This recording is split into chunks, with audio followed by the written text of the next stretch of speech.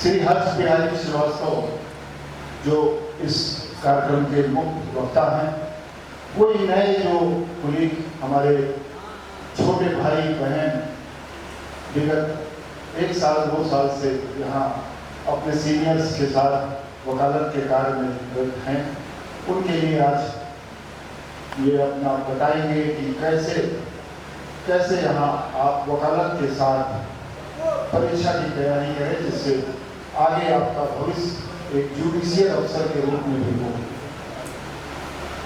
ये भी बताएंगे यहाँ के जो हमारे वरिष्ठ अधिवक्ता हैं, केसी श्रीवास्तव जी और सुधीर भाई साहब, गुलाब अग्रणी जी जो अभी एडीजीसी क्रिमिनल थे, ये बताएंगे कि कैसे नए लोग अपने मुकदमों की तैयारी करें, अपने आप को कैसे प्रेजेंटेशन करें, कैसे बताएं, मुकदमों की फाइल माननीय न्यायालय के सामने कैसे प्रस्तुत करें और कैसे अपने आप को अनुशासित रख के अपने छोटे बड़ों का सम्मान करते हुए आप इस प्रोफेशन में कैसे आगे जाएं। जो लोग प्रतियोगी परीक्षाओं में तैयारी कर रहे हैं, उनके लिए आज ये बहुत सुनहरा अवसर है कि हमारे बीच में इस क्षेत्र के करीब 34-35 वर्षों का जो उनका अनुभव है, जो उन्होंने अपने इस क्लासेस को चला के तमाम जुडिशियल अफसर मध्य प्रदेश, उत्तर प्रदेश, राजस्थान, बिहार, झारखंड में दिए हैं बच्चों को। एपीओ बहुत से इनके यहाँ के हुए हैं, इनके मार्गदर्शन में लोगों ने अपने जीवन को सुधार लाया। आप भी अभी थोड़े दिन से वकालत जो लोग कर रहे हैं, उनको आज ये अवसर प्राप्त है। हमारे अध्यक्ष जी आ रहे हैं, वो आ जाए, इस कार्यक्रम की हम शुरुआत करेंगे। आप लोगों से अनुरोध है कि आप लोग जहाँ मेरी आवाज़ बाहर जा रही हो, उन लोगों से भी मेरा अनुरोध है कि वो कृपा हाल में आ जाएं, जिससे ये अवसर जो आज प्राप्त हुआ है, अपने वरिष्ठ जनों से कुछ सीखने का अवसर मिलेगा, उसको अवसर का लाभ प्राप्त करें और अपने जीवन में चाहे वकालत के क्षेत्र में हो, चाहे आगे पढ़ के ज्ञान अर्जित करके आप जुडिशियल अफसर या एपीओ में सफलता प्राप्त करें। इसके लिए यहाँ जो आज आपको बताया जाएगा उसको आप सीखें, नोट करें और इसका बाद में जो ये कार्यक्रम रखा है उसका लाभ उठाएं। माननीय अध्यक्ष जी से अनुरोध करेंगे कि माननीय अध्यक्ष जी, जो आपकी एक कल्पना थी, जिस दिन इस पर बात हुई थी, तो आपने कहा था कि मेरा उद्देश्य है कि नए बच्चों को प्रोत्साहित करना और उन्हें आगे सिखाना। इस परिपेक्ष में आज ये कार्यक्रम है। मैं आपसे अनुरोध करूंगा कि अध्यक्ष जी ऊपर आ जाए मंच पर। माननीय अध्यक्ष जी,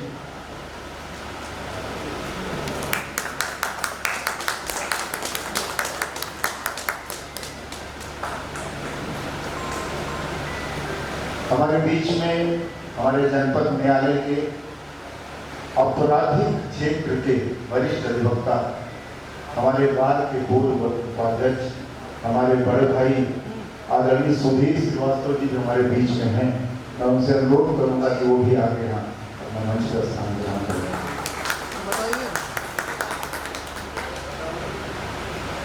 इस कार्यक्रम के परीक्षा रिफ्रेशर रॉक नॉलेज के संचालन करने वाले हमारे मित्र श्री हर्ष बिहारी श्रीवास्तव जी, जो हमारे बीच इस कार्यक्रम का में आए हैं, मुख्य वक्ता के रूप में उनसे भी अनुरोध है कि वो यहाँ मंच पर आकर अपना स्थान ग्रहण करें।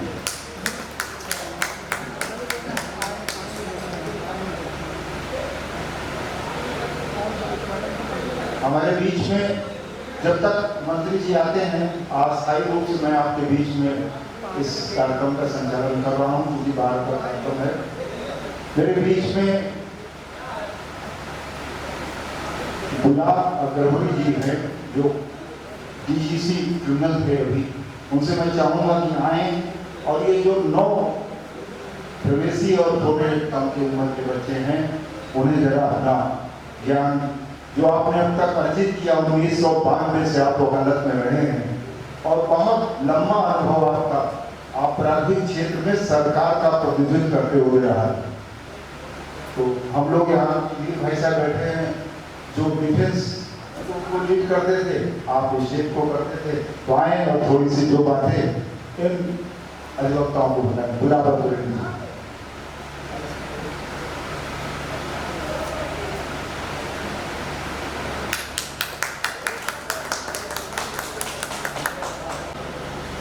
जिला अधिवक्ता संघ के अध्यक्ष श्री के.वी. तिवारी और हमारे सुनील है,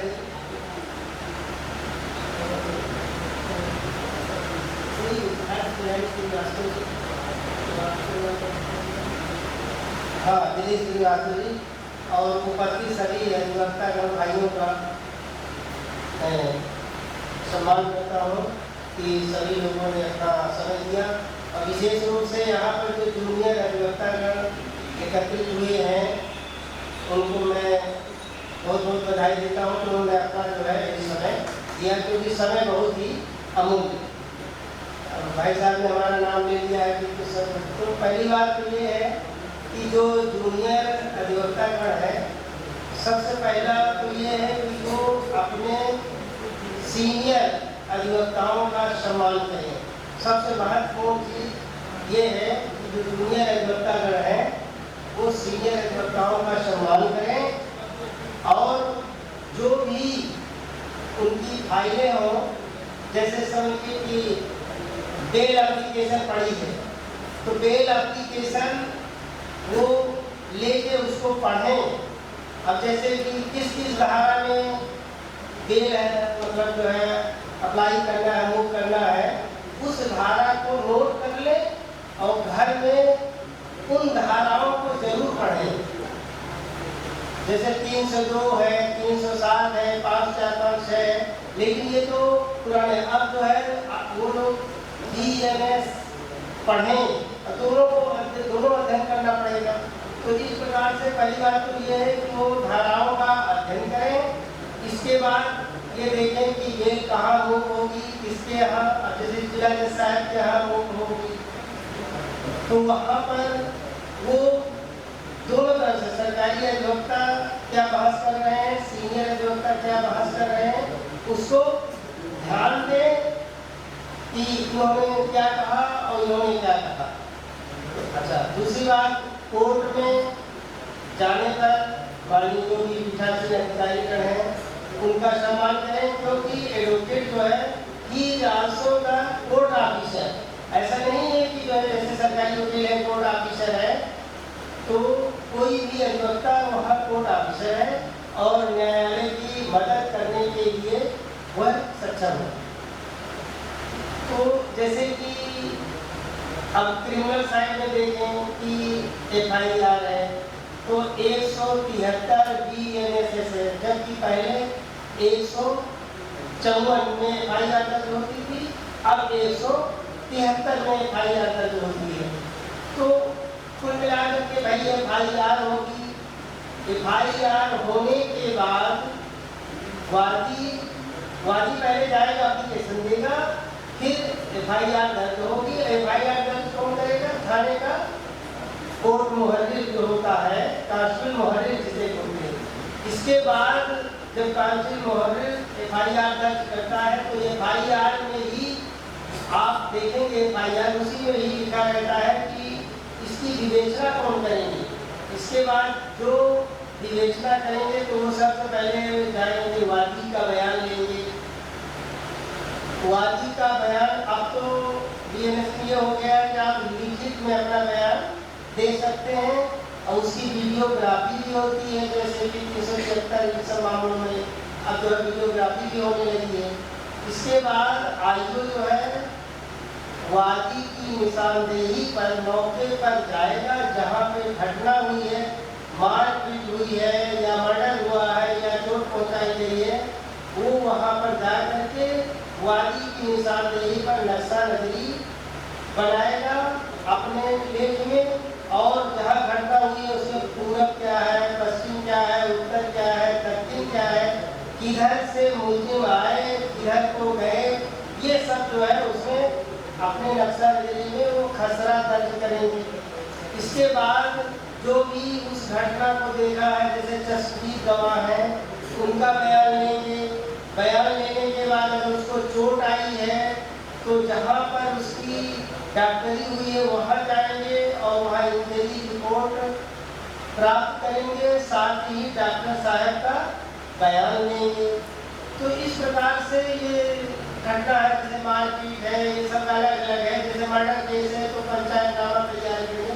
सारी प्रक्रिया होने के बाद वह जो है इसके बाद जो है इसमें आरोप पत्र न्यायालय में तैयार करेंगे, दाखिल करेंगे। आरोप पत्र के बाद मजिस्ट्रेट साहब उसमें संज्ञान लेंगे। इसके बाद अगर वो ट्राइबल वाइज मजिस्ट्रेट है तो वहीं रहेगा, अगर सेशन ट्राइबल वाइज सेशन है तो वो उस केस को कमिट किया जाएगा, वो न्यायालय जाएगा। न्यायालय जाने पर उसमें चार्ज बनेगा।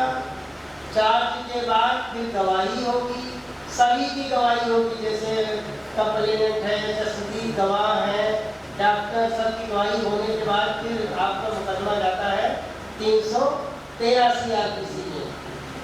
313 में मुलजिमों का बयान होगा। इसके बाद सफाई साक्ष्य में पेश जाएगा। इसके बाद मुलजिम की तरफ से भी गवाहान पेश करेंगे, वो अगर है तो पेश करेंगे, नहीं फिर ये सीधा आर्गूमेंट में जाएगा। इसके बाद जो है दोनों तरफ से बहस होगी और फिर निर्णय होगा।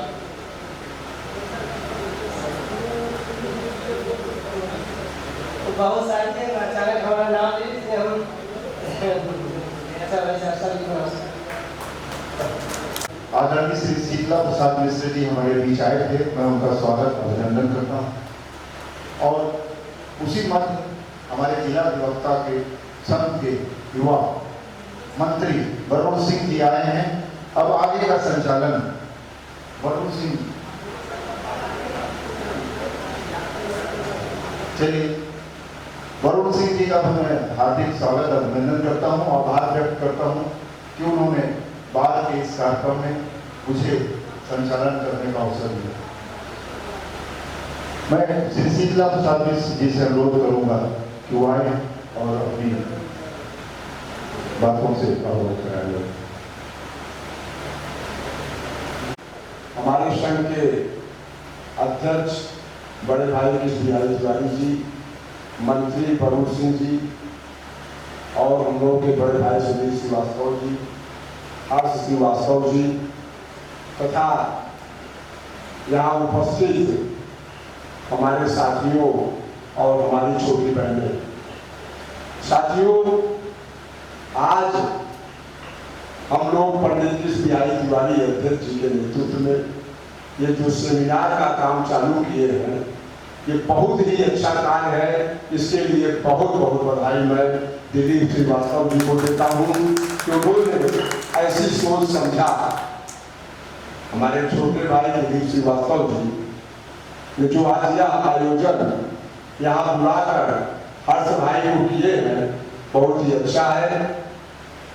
हर्ष भाई हमारे मोहल्ले के ही रहने वाले हैं, हम लोग एक ही मोहल्ले के रहने वाले हैं। यह आयोजन जो किया गया है मुख्य रूप से इस बात के लिए कि हमारे बीच से हमारे छोटे भाई जो आ रहे हैं, अब यह नियम हो गया है कि पहले तो लोग पीसीएस जेल में जो बैठा करते थे, वे कहीं प्रैक्टिस करें या न करें फिर भी पीसीएस जेल में बैठ जाया करते थे। और वे लोग जब मुंसफ बन के आते थे हम लोगों के बीच में, तो कम से कम अधिवक्ताओं के तकलीफ के बारे में उनको कोई जानकारी नहीं आती है। जूनियर अधिवक्ता किस तरह से सर्वाइव करता है और किस तरह से वकालत में कम से कम 5 साल तक इतनी जबरदस्त तपस्या करने के बाद तब उसे कुछ आमदनी होने की उम्मीद आती है। ऐसी स्थिति में अब पीसीएस जेल में यह हो गया है कि बार काउंसिल आप उत्तर प्रदेश से या किसी भी प्रांत के बार काउंसिल से रजिस्ट्रेशन होने के बाद कम से कम 3 साल किसी भी संघ के आप सदस्य होना आवश्यक है, तथा यह भी आवश्यक हो गया है कि आप 3 साल अपने किसी गुरुजन के अंदर में काम करके कुछ सीखें। उसके बाद आप मुसम मजिस्ट्रेट की परीक्षा देंगे और तब परीक्षा आप पास करेंगे। हमारे बीच में हमारे भाई हर्ष जी जो उपस्थित हैं, इनको बड़ा अच्छा इसमें लाइन में नॉलेज है। हम इनसे चाहेंगे कि आप अपने नॉलेज का हमारे छोटे भाइयों को जितना अधिक से अधिक हो उतना दान दें। आपकी बहुत अच्छी नॉलेज होने के साथ आपकी पीसीएस की जहां तक मुझे जानकारी है शायद कोचिंग भी चलती है। आप लोग उसमें जाएं और उसमें जा करके आप लोग इनके बताए हुए रास्ते पर आप सही मार्ग पर मार्गदर्शन लें तो निश्चित रूप से ईश्वर की कृपा होगी। तो आप मुसम मजिस्ट्रेट बन करके निश्चित रूप से आप न्यायालय में न्यायाधीश कहलाएंगे। मैं अपने भाई हर्ष जी से यह भी निवेदन करूंगा कि कम से कम जूनियर अधिवक्ताओं को, जो जूनियर हैं, उनको उचित, मैं यह तो नहीं कह सकता हूं, लेकिन उचित जैसी भी हो, जितना कम से कम धनराशि में हो, उनको उच्च शिक्षा दें। मां सरस्वती के बारे में यह कहा गया है कि हमारे बीच में हमारे अध्यक्ष जी बहुत विद्वान हैं। उनका भाषण कभी भी बिना चौपाई से रामचरितमानस से चालू नहीं होता है। उनके सामने कुछ बोलना निश्चित रूप से अश्लीलता ही होगी, लेकिन मैं यह जरूर जानता हूं कि मां सरस्वती का जितना भी अधिक से अधिक बांटा जाए उतना ज्यादा वो विकास के रास्ते पर आपको ले जाती है। आज यह जो सेमिनार यहाँ हमारे अध्यक्ष मंत्री के नेतृत्व में भाई सुधीर श्रीवास्तव जी ने किया है, हमारे बीच में भविष्य की निश्चित पीसीएस से होने वाली मेरी भतीजी भी यहाँ उपस्थित है और मैं ईश्वर से कामना करूंगा कि वह इस कार्यक्रम में जैसे आई हुई है उसी तरह से अच्छे ढंग से इसका ग्रहण करें और निश्चित रूप से मां सरस्वती की कृपा होगी तो आप पीसीएस जज बनेगी और किसी दिन आपके सामने खड़े होकर हम लोग आपको माइनार खाने का काम करेंगे। साथियों, जो भी देखने में आ रहा है, अधिक संख्या में यहाँ पर हमारे छोटे भाई भी उपस्थित हैं, क्योंकि सीनियरों की जब एज हो गई तो जान गए कि हमें मजिस्ट्रेट को बनना नहीं है और उनकी अच्छी खासी वकालत भी चल गई तो मजिस्ट्रेट का कोई मतलब भी नहीं रहा। लेकिन जो छोटे भाई और बहनों की संख्या हमको ज्यादा दिखाई पड़ रही है यहाँ उपस्थित है, ईश्वर से मेरी कामना है कि हर भाई से अगर आपकी पहुंचने में कोई दिक्कत हो तो दिलीप भाई हैं, हम हैं, हमारे मोहल्ले के ही हैं। आप लोग जितना अधिक हो उनसे शिक्षा को ग्रहण करें और निकट भविष्य में आप लोग अधिक से अधिक संख्या में मुलजम मजिस्ट्रेट बने, यही मेरी ईश्वर से कामना है। जय हिंद, जय अधिवक्ता संघ।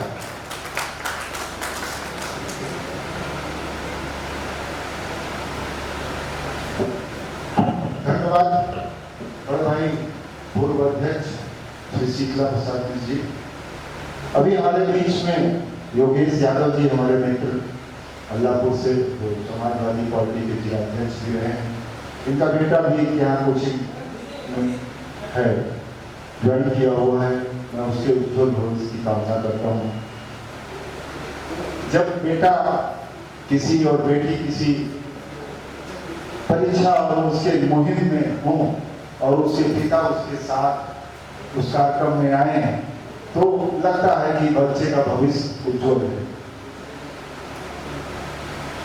यहाँ जो भी आज 2 दिन के प्रयास में जो लोग भी आ पाए, जिस दिन इस कार्यक्रम के लिए मैं माननीय अध्यक्ष जी के पास गया था कि एक कार्यक्रम इस तरह का होना है, आपको उम्मीद नहीं होगी कि हमारे अध्यक्ष जी प्रैक्टिस के सिरमौर हैं यहाँ, उन्हें मजिस्ट्रेट, जिला जज, हाई कोर्ट जज उनके लिए कोई मायने नहीं रखता।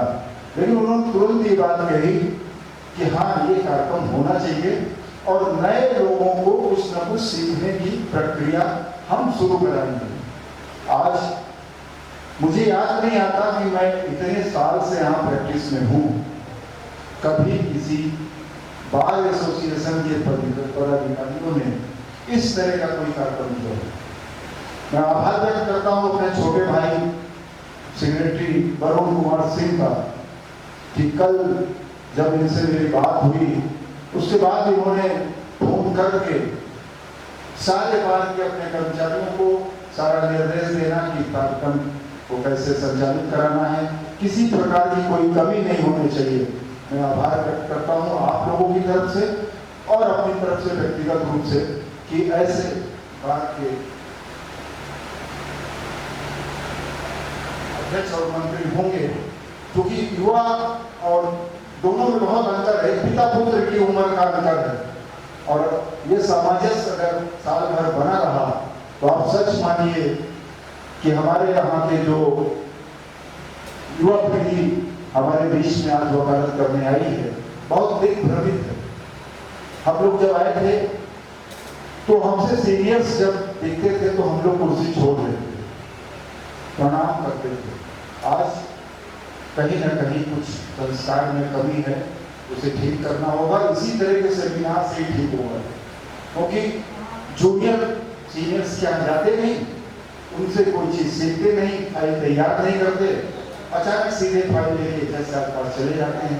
इस तरह का जब सेमिनार हमारे बीच में होगा और मैं माननीय अध्यक्ष जी से और मंत्री जी से अनुरोध करूंगा कि थोड़ा और प्रचार प्रसार करके, अभी आप तुरंत आए हैं और आपने आते ही अभी 1 महीना भी नहीं हुआ है आपको, आपने अपने 9 युवक बहनों और भाइयों के लिए यह कार्यक्रम आयोजित किया है। मैं आभार व्यक्त करूंगा, धन्यवाद आपका।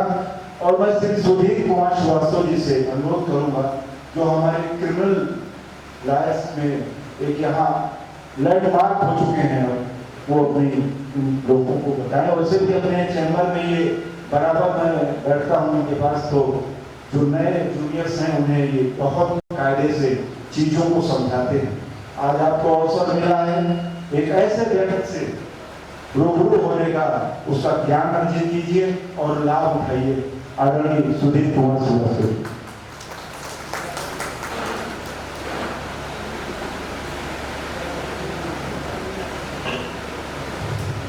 बहुत बहुत धन्यवाद सुधीर श्रीवास्तव जी।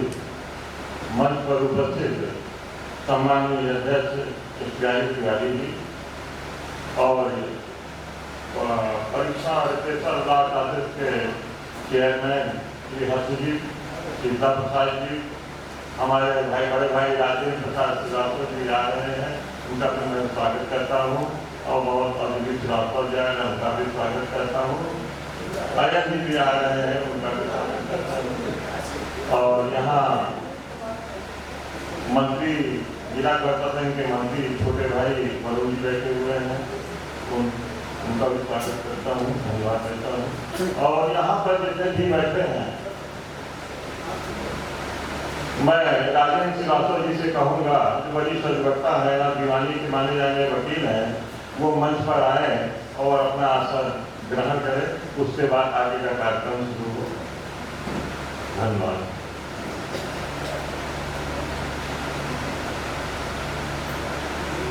यहाँ पर जितने भी यंग लायक से बैठे हुए हैं, जो कुछ सीनियर्स भी हैं, लेकिन यंग लायर्स की जो है मात्रा ज़्यादा दिखाई पड़ रही है, जो अभी लॉ ग्रेजुएट होकर निकले हुए हैं। यहाँ पे बहनें बैठी हुई हैं, बेटियाँ बैठी हुई हैं, छोटे भाई बैठे हुए हैं। मैं यहाँ पर सबसे पहले कहना चाहूँगा कि जो भी बच्चे लॉ ग्रेजुएट होकर निकलते हैं, लॉ किए हुए हैं और लॉ करने के बाद जब निकलते हैं तो उनके अंदर चीज़ें होती हैं। इसमें से कुछ जो रहते हैं लिटिगेशन के मार्ग पे चलना चाहते हैं, एक अधिवक्ता बनना चाहते हैं और एक अच्छे वकील बनने की कोशिश करते हैं। और इसी में से कुछ लोग हैं कुछ बच्चे जो हैं न्यायिक क्षेत्र में जाना चाहते हैं, जुडिशरी के लाइन में जाना चाहते हैं, और कुछ कॉर्पोरेट सेक्टर में जाना चाहते हैं, क्योंकि कॉर्पोरेट सेक्टर में भी बहुत ही अच्छा भविष्य आज के लाइफ स्टूडेंट का है। अच्छी अच्छी कंपनियां उनको हायर करती हैं, अच्छा पैकेज देती हैं और सीखने का मौका देती है। अब कुछ हैं जो टीचिंग लाइन में जाना चाहते हैं, विधि के क्षेत्र में टीचिंग करना भी एक बहुत अच्छा प्रोफेशन माना गया है, बहुत ही अच्छी चीज मानी गई है। जैसे शिक्षक है वो बच्चों को जो है अच्छी अच्छी शिक्षा देते हैं, और जुडिशरी के लाइन में या अन्य क्षेत्र में डीवीडी के क्षेत्र में एपीओ हो गया और भी क्षेत्र को निकालने का प्रयास करते हैं। तो एक टीचर जो रहता है एक दीपक से हजारों दीपक जलाने का काम करता है। यहाँ जो बच्चे बैठे हुए हैं मैं उनसे कहना चाहता हूँ कि जो बच्चे लिटिगेशन के मार्ग में जाना चाहते हैं, जो वकालत को अपना प्रोफेशन बनाना चाहते हैं, अपना करियर बनाना चाहते हैं, तो पहले सबसे पहले सफल वकील, आप वकील बन रहे हैं तो सफल वकील कैसे बने, सफलता आपको कैसे मिले और सफलता कर्म आपकी कैसे चुने, उसके लिए मैं बताना चाहूंगा एक सफल वकील बनने के लिए जो है क्या क्या चीजें जरूरी है। सफल वकील बनने के लिए 4 चीजें जरूरी हैं, जिसको आप नोट करना चाहें तो पहली चीज है प्रिपरेशन, दूसरी चीज है परफेक्शन, तीसरी चीज है प्रेजेंटेशन और चौथी चीज है पोलाइटनेस। एक क्लाइंट आपके पास आता है, कुछ उम्मीद लेके आता है, आपके पास फाइल लेके आता है, आप पहले फाइल ले, आपको फीस देता है, वार्षिक देता है, फाइल ले और फाइल की तैयारी मैंने कहा प्रिपरेशन, तो फाइल की खूब कायदे से तैयारी करें। तैयारी में फाइल क्या है और ला क्या है, दोनों के विषय में सोचें, दोनों के विषय में अध्ययन करें। उसमें जब पढ़ेंगे आप तो 2 चीजें आपके सामने 2 चीजें सामने आपके आएंगी। एक तो आपके पक्ष में रहेगा, पॉजिटिव रहेगा, और एक निगेटिव रहेगा। जो पॉजिटिव है उस फाइल में तो पॉजिटिव आपके पास तो रहेगा ही तो है, लेकिन जो चीज निगेटिव है, जो आपके खिलाफ जा रहा है, उस फाइल में आप उस चीजों को कायदे से उसका अध्ययन करें, उसके कायदे से सोचें आप कि हमारे खिलाफ क्या क्या चीजें हैं। अब उस पर मैंने कहा फैक्ट और लॉ, तो उस पर लॉ विधि व्यवस्थाएं खोजें जो जिससे कि आपका जो आपके खिलाफ जो निगेटिव जा रहा है वो आपके पॉजिटिव हो सके। ये चीजें होती हैं प्रिपरेशन। अब दूसरी चीज मैंने बताई भी परफेक्शन। जब फाइल आप पढ़ेंगे तो फाइल में तो 2 चीजें आएंगी ना, एक पक्ष में रहेगा, एक आपके विपक्ष में रहेगा। जो पक्ष में है वो तो आपके पक्ष में रहेगा ही ना, उसको तो आप कोई नहीं ले पाएगा, जो भी चीजें कोर्ट आपको बता उसकी आप जवाब दे सकते हैं। लेकिन जो नेगेटिव आपके खिलाफ है, आपके खिलाफ है, जब आपके खिलाफ है तो दूसरा पक्ष जो आपका अपोजिट पार्टी है आपको ऊपर चढ़ रहे हैं। अब कोर्ट भी यह है कि क्वेश्चन जो नेगेटिव है उस पर क्वेश्चन कसरत करेगी, इसका आप जवाब दीजिए। उसके लिए तैयार होना है आपको, और उसको तैयार होने के लिए आपके पास सुप्रीम कोर्ट, हाई कोर्ट के फैसला आपको पास मिलेंगे। किताब पढ़िए, फाइल को 1 नहीं 4 बार पढ़िए। जब फाइल को बार बार पढ़ेंगे तो नई चीज आपको मिलेगी। जब मिलेगी और आपको ना मिलेगा वो चीजें आप मुकदमा आराम से जीत सकते हैं।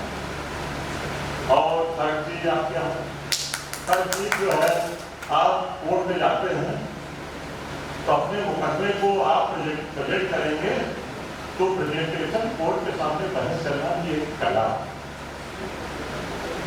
कोर्ट के सामने आप किस तरह से अपनी बातें रखेंगे, कोर्ट के सामने किस तरह से आप अपनी बहस करेंगे। फाइल है आपके पास, ऐसा नहीं कि नीचे से आप पकड़ना शुरू करेंगे, किस सिस्टमेटिक तरीके से कैसे कैसे आपके बेल बहस करेंगे, बेल में तारीख घंटा का है, FIR हुई, किससे किसके खिलाफ हुई, क्या रोल है क्या नहीं है, और क्या चीजें बेहतर में क्या कुछ चीजें आप पढ़ते हैं। तो कोर्ट के समय प्रेजेंट करना, अपनी केस को पुटअप करना बहुत बड़ी कला है, उस पर आप ध्यान दें। और उसके बाद आता है चौथी चीज जो है पोलाइटनेस। पोलाइटनेस मतलब ये है कि आप कोर्ट के सामने बड़े शिद्दत से, बड़े प्यार से, मुस्कुराते हुए अपनी बातें रखें। कोर्ट के समय अगर धड़ के काम करेंगे, तेज आवाज में बात करेंगे, तो कोर्ट हमेशा आपके पॉजिटिव नहीं जाएगा, निगेटिव भी जाएगी। तो पोलाइटनेस ऐसी चीज है, कहीं भी आप है तो आप सफल करेंगे। तीन चीजें, चार चीजें जो है एक सफल वकील के लिए बहुत जरूरी चीजें हैं।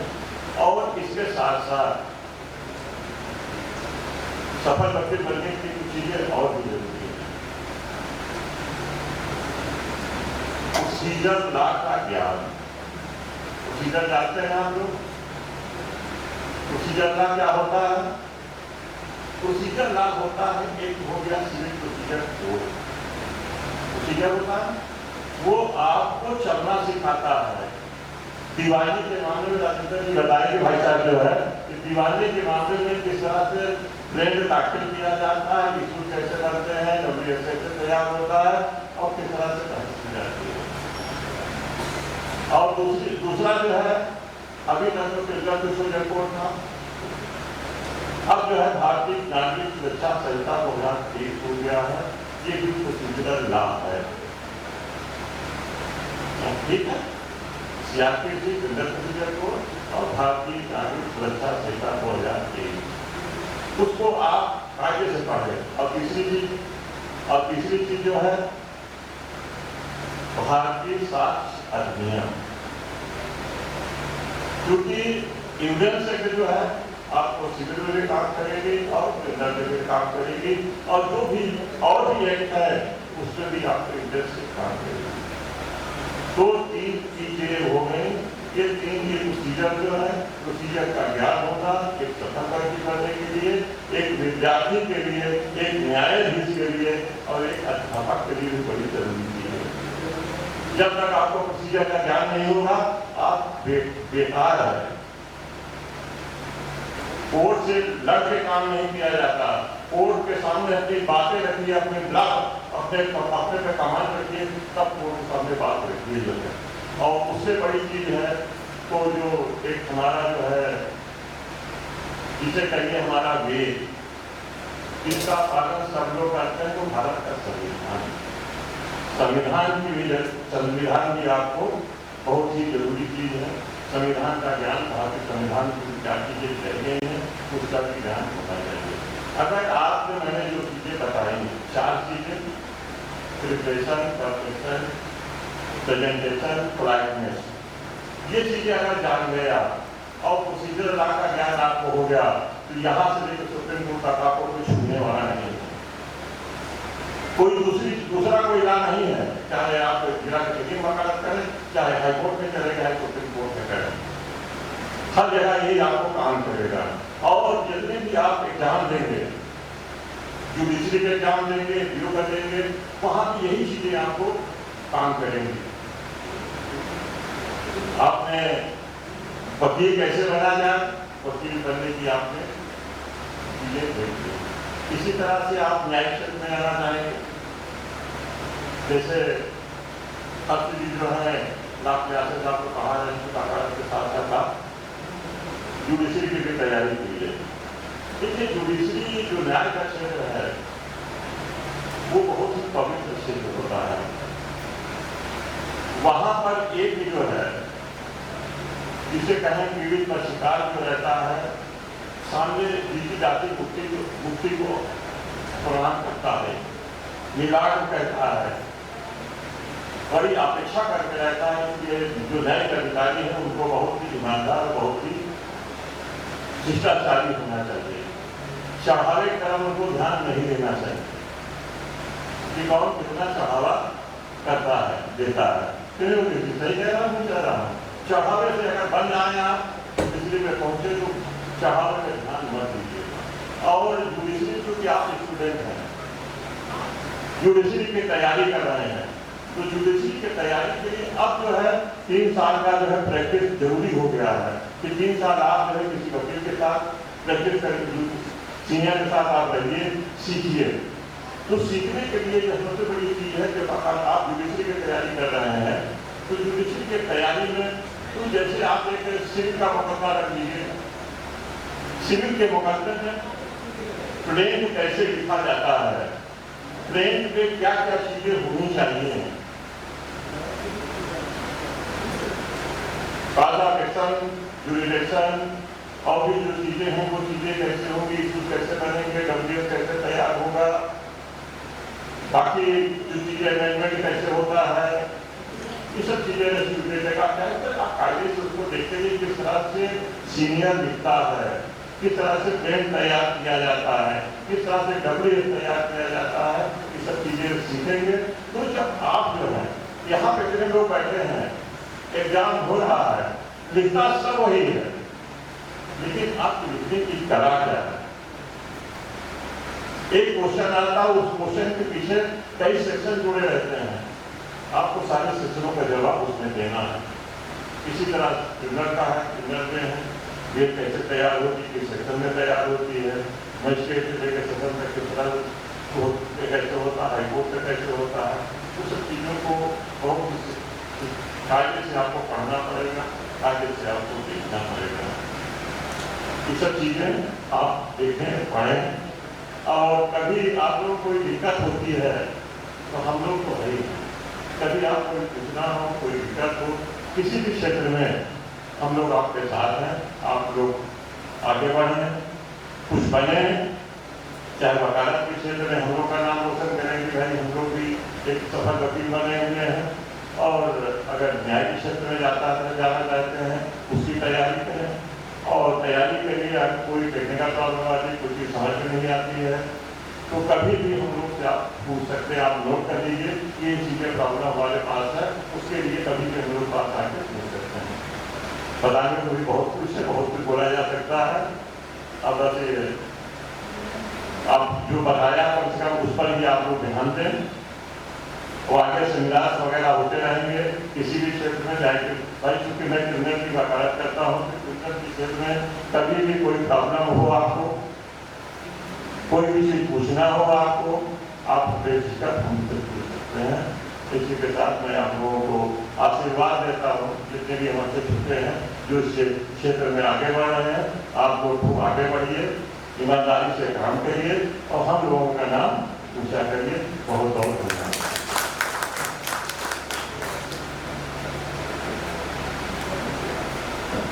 धन्यवाद बड़े भाई आदरणीय सुधीर श्रीवास्तव जी। आप लोगों ने अगर मन लगा के इनकी बात सुनी हो और इनको नोट किया हो, तो चाहे आप ज्यूडिशरी में जाना चाहते हो, चाहे यहाँ वकालत के क्षेत्र में अभी आप काम कर रहे हैं, बहुत कुछ जानने को दिया है इन्होंने, बहुत कुछ सिखाया है। अगर साल में एक या दो बार, 3 बार हम लोग हमारे जो बार के एसेट्स हैं, जो ये वरिष्ठ अधिवक्ता हैं, जिन्होंने 40 साल, 35 साल, 38 साल, 50 साल यहाँ न्याय कार्य कर चुके हैं, उनके साथ अगर हम लोग एक दूसरे के साथ बैठें, उनकी बातों को सुने, तो शायद हमारे जीवन में अमूल परिवर्तन आने लगे, वकालत करने में भी, सामाजिक जीवन जीने में भी, और अपनी परीक्षा की तैयारियों में। इसी एक ऐसी बात हम लोग, कल मैं आदरणीय श्री राजेंद्र श्रीवास्तव जी के चैम्बर में गया था, हर्ष जी को लेके मेरी मुलाकात नहीं हुई थी, मैंने सोचा था रात में फोन करके बात करेंगे, भूल गए थे। आज मेरी हिम्मत इसलिए नहीं हो रही थी कि मैं उनसे कैसे फोन पे अनुरोध करूं। 2:30 बजे तक मैं कोर्ट में फेसी में था, फिर मैंने आयन जी को फोन किया कि क्या चाचा आपके आसपास हैं, घर तो नहीं गए हैं? तो कहीं नहीं। मेरी बात हो रही थी तो देखा आदरणीय राजेंद्र श्रीवास्तव जी आयन जी के साथ ऊपर तक आए। मैं बहुत आभारी हूँ, और आप सबकी तरफ से मैं क्षमा चाहते हुए आपसे कि मैं हर्ष जी के साथ व्यक्तिगत रूप से नहीं गया था, और आप यहाँ तक आए। आपको थोड़ी कमर में तकलीफ भी है, ऊपर आने चढ़ने में तकलीफ भी होती है, लेकिन उसके बाद भी आप यहाँ आए हैं, मैं आभार व्यक्त करता हूँ, और चाहूँगा कि आप आए, और ये जो आपकी नई पौध है, इन्हें कुछ खाद बीज दें, जिससे ये आप तो यहाँ के लैंडमार्क हैं सिविल के। जब से हम आए हैं, जब मैं वकालत में आया था तो आप यहाँ के बाहर के मंत्री उसी समय हुए थे, और तब से आज तक सिविल में नंबर 1 पे नाम आपका चल रहा है। और लगता है कि सबसे पहले सिविल में कोई आता है दरवाजा खटखटाने तो श्री राजेश श्रीवास्तव जी को पहली प्रायोरिटी देता है, उसके बाद वो और लोगों को ढूंढता है। तो आज आपके बीच में वो लैंडमार्क सिविल के यहाँ हैं, उससे जी भी सिविल के बहुत अच्छे अधिवक्ता हैं, तो अपनी बात बताएंगे। और पूर्व मंत्री हमारे बड़े भाई श्री दिनेश श्रीवास्तव जी भी यहाँ आए हैं, उनका स्वागत करते हैं। श्री आदरणीय राजेश श्रीवास्तव।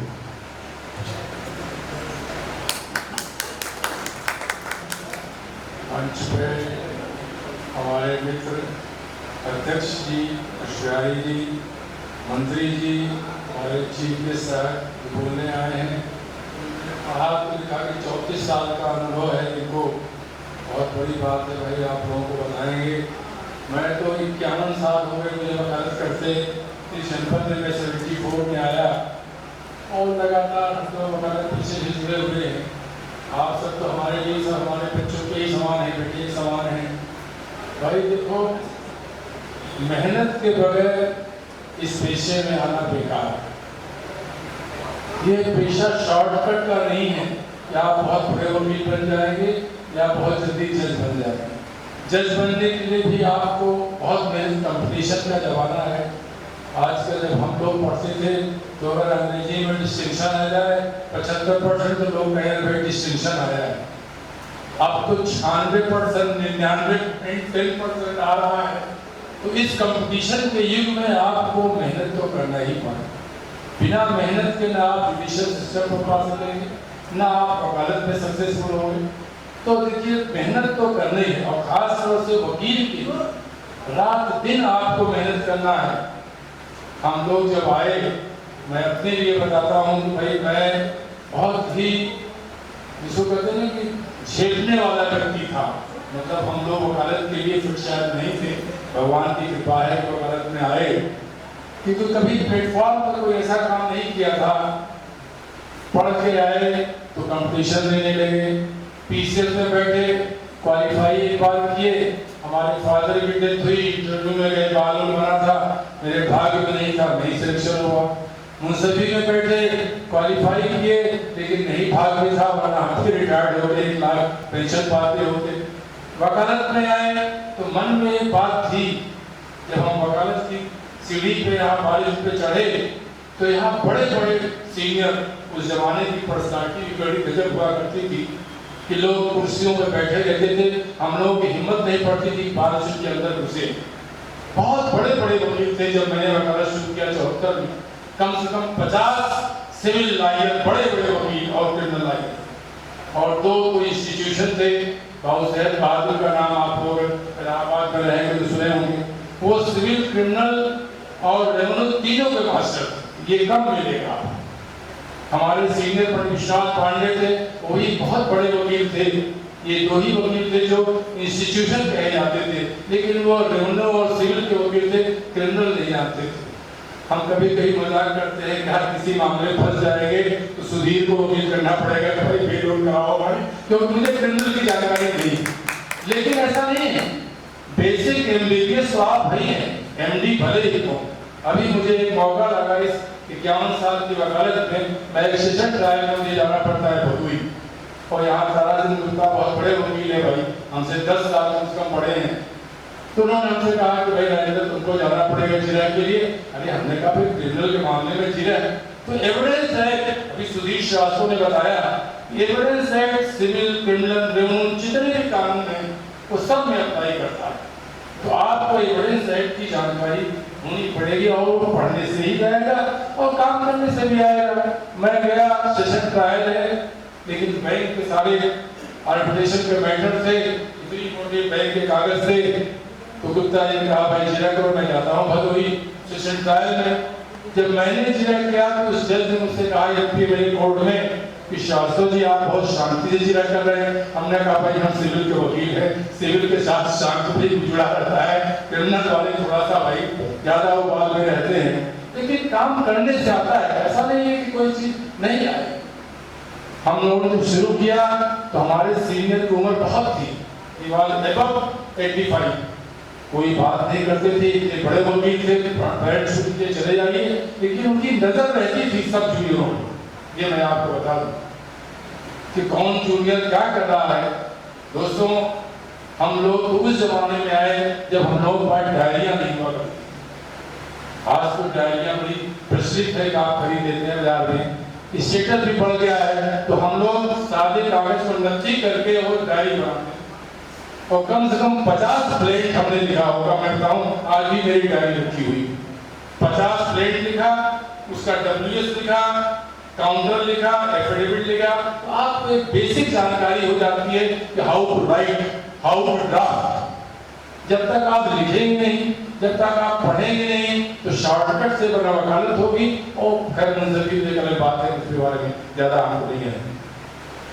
तो लिखने से क्या होता है कि आप प्रैक्टिस मेक्स मैन परफेक्ट। जब आप बार बार लिखेंगे तो आपको फैक्ट की जानकारी होगी, क्योंकि हर मुकदमे का फैक्ट अलग है, हर मुकदमे में जवाब अलग है, और कानून तो फॉलो करता है। फैक्ट की मास्टरी होनी चाहिए। हमारे सीनियर के बारे में कहा जाता था कि बड़े विश्वास पाड़े फैक्ट के माहिर हैं। फैक्ट के माहिर का मतलब होता है कितना ज्ञान था, कितना कंट्रोल था मुकदमे पे, जैसा चाहे कर देते थे। इसीलिए हमारे यहाँ आप लोग तो पढ़ेंगे कि प्लीडिंग, एक वर्ड अंग्रेजी में है कि pleading means plaint and written statement. तो प्लीडिंग जो है बहुत कंसाइज होनी चाहिए, अंग्रेजी का शब्द है, बहुत कोई रिट पिटीशन नहीं है कि नरेशन ऑफ फैक्ट से आपने 100 पेज लिख डाला। Your plaint should be very concise. तो कंसाइज होने के लिए कि आप उतना ही लिखिए जितना आवश्यक है, ज्यादा लिख देंगे तो फंसने की चांसेस होंगे। क्या रिप्लाई आएगा? तो पहले के वकील, इसलिए डिस्ट्रिक्ट कोर्ट के वकीलों के लिए कहा गया है कि प्लेन की ड्राफ्टिंग न हाई कोर्ट का वकील करेगा, न सुप्रीम कोर्ट का वकील करेगा, न सुप्रीम कोर्ट के जज करेगा। प्लेन की ड्राफ्टिंग जो 76 जिले आप उत्तर प्रदेश फाइल लेते हैं, हिंदुस्तान को छोड़ दीजिए, आपको एक से एक अच्छे लॉयर मिलेंगे जिनको कहते हैं भाई चलो मनसौदा फलाने वकील से बना दे। मनसौदा मीन्स ड्राफ्टिंग, ये उर्दू का शब्द है। कितने गांव के लोग भैया मनसौदा किससे बताया, कहीं फलाने वकील से बना दे। तो क्रिमिनल में बहुत ज्यादा ड्राफ्टिंग का मेहनत नहीं है, वहां पर दूसरे तरह की नेचर की वकालत है। लेकिन सिविल का वकील अगर है, आपको बनना है तो आपको इतना ज्ञान होना चाहिए कि हाउ टू ड्राफ्ट करते हैं। और जब 10 बार आप लिखेंगे तो अपने आप आ जाता है, फ्लो है। ऐसा नहीं कोई नहीं जान सकता, कोई बहुत बड़ी चीज। यहाँ पर चीफ जस्टिस मित्रा साहब आए, NPS थाना साहब हाई कोर्ट से लेट हुए, तो एक फंक्शन हुआ था यहाँ पर संगीत समिति में। तो मित्रा साहब ने कहा कि I started my practice in Calcutta district court, और डिस्ट्रिक्ट कोर्ट से भी भाई हाई कोर्ट चले गए। नाउ ही बिकेम जज, बिकेम चीफ जस्टिस। तो उन्होंने जो वर्ड कहा मैं आपको बता रहा हूँ कि it is very easy for a जज, it is very easy for a जज टू रिजेक्ट द प्लेंट। हाँ, ये नहीं कहा, ये नहीं कहा, but it is very difficult for a जज टू ड्राफ्ट द प्लेंट। तो प्लेंट की ड्राफ्टिंग जो यहाँ से लेकर सुप्रीम कोर्ट तक जाती है, अगर रॉन्ग ड्राफ्टिंग हो गई तो उसका खामियाजा भुगतना पड़ेगा। तो 2 चीजें हम आपको कहेंगे कि भाई लिखिए जरूर, खाली पढ़ने से नहीं ज्ञान होगा। लिखिए लिखिए लिखिए, प्रैक्टिस आपको परफेक्ट कर देगा। और दूसरे जो ये रूलिंग्स आती हैं, समय नहीं मिलता है, आदमी को पैसा भी नहीं मिलता है, नई वकालत में आदमी घबराता है कि खाली पढ़ाई करें, 10,000 का कपड़ा पहन लिया, कचेरी जाए, पैसा नहीं मिलता। हर आदमी को इस स्टेज से गुजरा है। तो इतना आपको बैलेंस करना पड़ेगा कि आप इसे घबराइए नहीं, क्योंकि ये पेशा ऐसा नहीं कि आते ही मान आपको कुछ ठीक है। सिंगर सपोर्ट करते हैं, बहुत लोग नहीं सपोर्ट करते हैं, उससे कुछ नहीं जाते हैं। तो रूलिंग आप जरूर पढ़िए, क्योंकि एक रूलिंग पढ़ने से आपका ज्ञान खुल जाएगा। इतना अच्छा लिखते हैं सुप्रीम कोर्ट के जजेस या हाई कोर्ट के, कभी कभी आप पढ़िए तो एक नहीं अनेक कानून का ज्ञान आपको होता है। तो ये आपको पढ़ना ही पड़ेगा, उससे आपको एविडेंस का भी ज्ञान हो जाएगा, सिविल का भी ज्ञान हो जाएगा, और भी कानून का ज्ञान हो जाएगा। और धीरे धीरे जब आप वर्क करेंगे तो आपकी हिम्मत बढ़ती जाएगी। जहाँ तक बोलने का सवाल है, मैंने कहा भाई मैं अपने को ही कहता हूँ, हम लोग हिम्मत नहीं करते थे। एक वाक्य मुझे भूलता नहीं है, मेरे फादर की डेथ हो गई थी 75 में, और एक मुकदमे में हमारे सीनियर थे खफीफा कोर्ट, यहाँ होते खफीफा कोर्ट, बड़ी भीड़ होती थी उस जमाने में, रुके पुर्जे का काम हुआ करता, छोटे छोटे मुकदमे रहते थे। तो उस जज ने कहा कि नहीं आप क्या करिए, और मैं शायद साल भर की वकालत रही होगी, तो लेकिन अपने सीनियर साहब देखते थे कि कैसे वो जिरह करते हैं। You should be very conscious जब आपका सीनियर जिरह करता है, ये नहीं कि आप कब मार रहे हैं दोस्तों साथ ये कर रहे हैं वो कर रहे हैं। You should be very conscious. एक सवाल पूछने का मतलब क्यों सवाल पूछ रहा है, cross examination is very important act. लोग कहते हैं ना जिरह बहुत अच्छी हुई, क्योंकि आपको उस फिटनेस की क्रेडिबिलिटी को टेस्ट करना है। वो एक जो ईमान आत्मा है, एक झूठा आदमी आता है गवाही दे रहा है, चाहे क्रिमिनल हो चाहे सिविल हो, आपका क्रॉस एग्जामिनेशन बहुत मैटर करता है। हमने जो देखा था रुके का काम जमाने में, हमने जिरह कर लिया, और वो जमाना था कि वहाँ टाइम नहीं मिलता था, वो तुरंत ही कहते थे बहस कीजिए, तो छोटे छोटे मुकदमे हुआ करते थे, 50 वकील खड़े रहते थे। अब क्लाइंट घबरा गया, अरे भैया आप बाहर नहीं, सीनियर बुलाते हैं, तब तक ईगो रहता है। तो ईगो नहीं होना चाहिए, चाहे वकील हो या जज हो। तो आप काम करिए, सीनियर के साथ अटैच हैं, उनके साथ आइए, सीखिए कैसे मुकदमे तैयार होते हैं। हम लोग सीनियर थे उस जमाने में, मोटरसाइकिल उससे सवेरे सीनियर क्या मालूम आ रहा है कि 7 बजे पहुंच गए चैम्बर में, आप ये 2 घंटे 3 घंटे फिर ये रूलिंग निकालो दिखाइए। तो आपको जानकारी हो, कानून है काम, बड़ी मोटी मोटी किताबें हैं, अगर आपको ये जानकारी न हो कि कौन सा कानून कहाँ से निकाला जाएगा तो कैसे आप सीखेंगे। ये सीख आपको तभी मिलेगी जब आप सीनियर के साथ अटैच रहेंगे, उसकी वर्किंग को देखेंगे, उसकी मेहनत को देखेंगे। तो एक मेहनत करना पड़ेगी, 24 घंटे का पेशा है। अगर आपकी वकालत चल गई तो वक्त नहीं आपके पास, नहीं चली तो ये दुर्भाग्य है भाई, कोई जरूरी नहीं हर आदमी सक्सेसफुल हो, इसके लिए बहुत दिन है, ये भाग्य की बात होती है। हम लोग इस उम्र में 18 घंटे काम करते हैं, अपनी तारीफ नहीं कर रहा। न्यायालय में आए, यहाँ जाते हैं, ऑफिस में बैठ गए, 9:30 बजे उठे, सवेरे 6 बजे उठ जाते हैं, 5 बजे काम करते हैं। तो भाई वकालत पेशे में आए हो तो ये मान के चलो हमको वकील बनना, और वकील बनने के लिए मेहनत करना पड़ेगा। आप बिना चैम्बर गए आप कुछ भी नहीं सीख पाएंगे, कचहरी में आने के आप कुछ नहीं सीख पाएंगे, न कोई ड्राफ्टिंग कर पाएंगे, न मुकदमे के फैक्ट की जानकारी होगी, न कोई और जहाँ कोई मामला अटकता होगा भाई सीनियर होते ही इसीलिए है कि आपकी हेल्प करेंगे, लिखाने में भी, पढ़ाने में भी, तो इसलिए भाई हमारा ये कहना है। और मैं पहले तो बधाई अपने अध्यक्ष और मंत्री को दूं कि आप इस तरह का सेमिनार हर महीने करिए, एक दिन महीने में एक दिन कर लीजिए, तो कुछ ज्ञान देते रहेंगे लोगों को, कुछ सीखते रहेंगे, कुछ अनुभव होगा। और मंच से मैं भी कहना चाहूँगा कि एक बड़े प्रोग्राम का कई सालों से हमारे यहाँ सेमिनार नहीं हुआ है, जिसमें और मामलों पर भी बातचीत हो सके। हमारे हाईकोर्ट के जजेस, रिटायर्ड जजेस, सिटिंग जजेस, हमारे यहाँ सीनियर एडवोकेट्स हैं, उनके लिए भी आप करिए, तो सेमिनार से आदमी का ज्ञान बहुत बढ़ता है, ये मेरा कहना है। और आज के एक और ट्रेंड में बता दूं, ये पूरे सेंस में है कि भाई लोग ये आए तो आदमी समझता है कि यार हम इंडिपेंडेंट हो गए।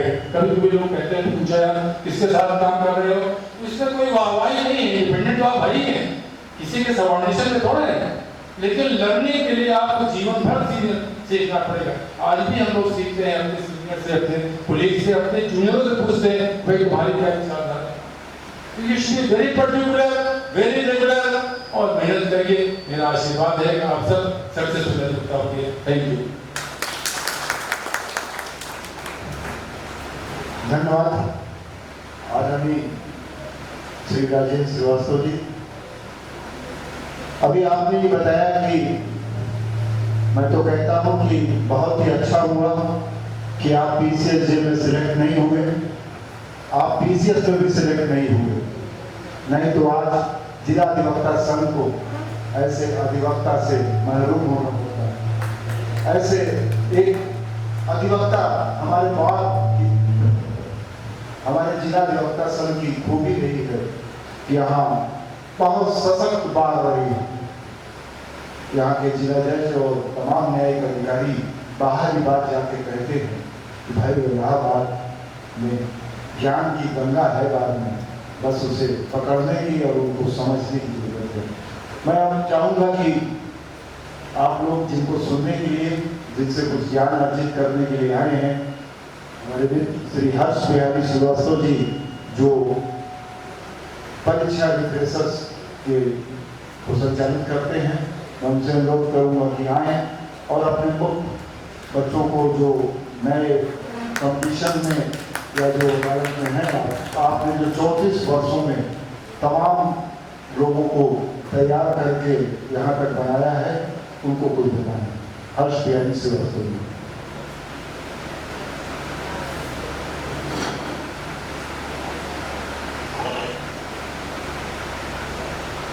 धन्यवाद संचालक महोदय, हमारे मित्र गिरीश श्रीवास्तव जी,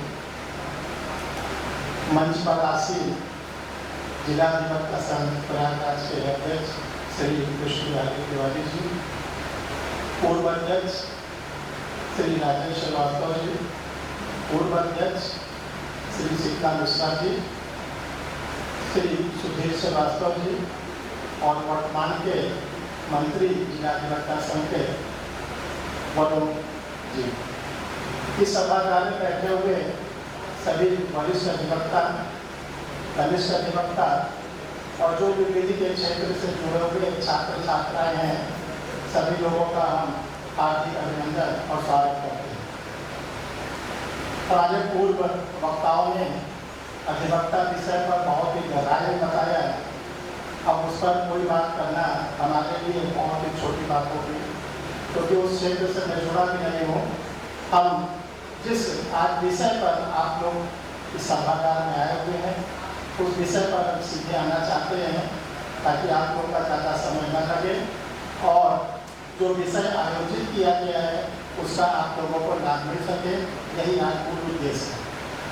सबसे पहले हम आप लोग को बधाई देना चाहते हैं कि आज 20 मई 2025 को दिन में 11 बजे माननीय उच्चतम न्यायालय के द्वारा एक निर्णय लिया गया जो काफ़ी दिनों से पेंडिंग था।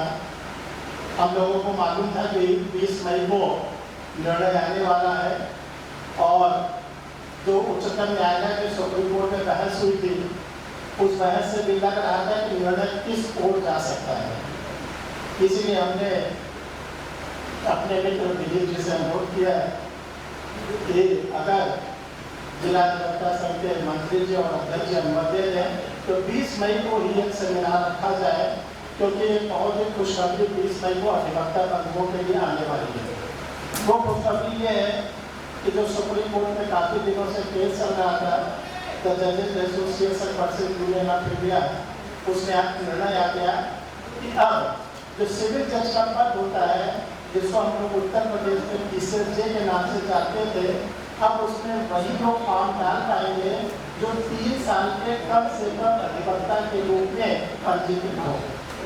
यानी लॉ ग्रेजुएट तो आप होंगे, इसके साथ साथ आप 3 साल के अधिवक्ता होंगे, तभी आप फॉर्म डाल सकेंगे। तो आप लोग को इसके लिए बहुत बहुत बधाई जो कनिष्ठ अधिवक्ता हैं।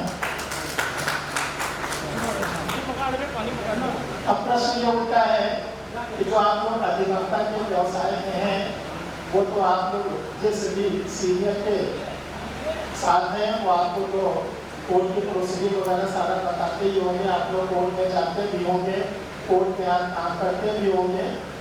हम उस विषय से हटकर थोड़ा ये बात करना चाहते हैं कि अगर आप न्यायिक सेवा में जाना चाहते हैं तो आपको अपने अधिवक्ता का जो व्यवसाय है इसको छोड़ने की ज़रूरत नहीं है, चाहे आपका 3 साल हो गया हो चाहे 4 साल हो गया, क्योंकि इस व्यवसाय से ही आप न्यायिक क्षेत्र में जा सकते हैं। अभी तक देखा जा रहा था कि जो नए बच्चे न्यायिक क्षेत्र में आ जाते थे, सिविल जज बन जाते थे, उनके पास जो कोर्ट का नॉलेज होता था नहीं होता था। इसी को लेकर सुप्रीम कोर्ट ने रिट भी कर दी थी, जिसका भी जिक्र किया गया कि 3 साल का अधिवक्ता ही अब सिविल जज के पद पर आ सकेगा। तो आप अधिवक्ता के साथ कैसे न्यायिक सेवा की तैयारी करें, यही आज का मूल विषय है, यही आज सेमिनार का संगोष्ठी का मूल विषय रखा गया है। तो आप लोग जो लोग कनिष्ठ अधिवक्ता हैं, जिनको न्यायिक सेवा में जाना है, या ऐसे अधिवक्ता जो 7 साल की वकालत पूरी कर चुके हैं और उनको उच्चतर सेवा दे जाना है, जिसको हम लोग हायर एजुकेशन बोलते हैं, उनके लिए भी आज इस मंच से हम कुछ ऐसी बातें आप लोगों को बताने की कोशिश करेंगे तो हो सकता है आज के सेमिनार के बाद आपके अंदर काफ़ी परिवर्तन आ जाए। देखिए, जो हम लोग विधि का क्षेत्र है, जब हम लोग ग्रेजुएट हो जाते हैं, विधि स्नातक हो जाते हैं, तो हमारे लोगों के पास कई विकल्प खुलते हैं कि हम लोग चाहे तो रजिस्ट्रेशन करा के AIB का एग्ज़ाम क्वालिफाई कर लें और स्थायी रूप में अधिवक्ता के रूप में काम करें। दूसरा हमारे पास विकल्प रहता है कि हम किसी कारपोरेट सेक्शन में चले जाएं और वहाँ पर विधि अधिकारी के रूप में, विधि सहायक के रूप में भी हम काम कर सकते हैं। तीसरा विकल्प हम लोग के पास रहता है कि लॉ ग्रेजुएट के बाद हम LLM कर लें, नेट क्वालिफाई कर लें और लॉ के टीचिंग के प्रोफेसर में चले जाएं, जो भी बहुत ही सम्मानित पद होता है। तो चौथा विकल्प है वो है न्यायिक सेवा में जाना। देखिए, न्यायिक सेवा में अगर हम जाना चाहते हैं तो इसके लिए आपको हम 7 फंडामेंटल रूल्स बताते हैं।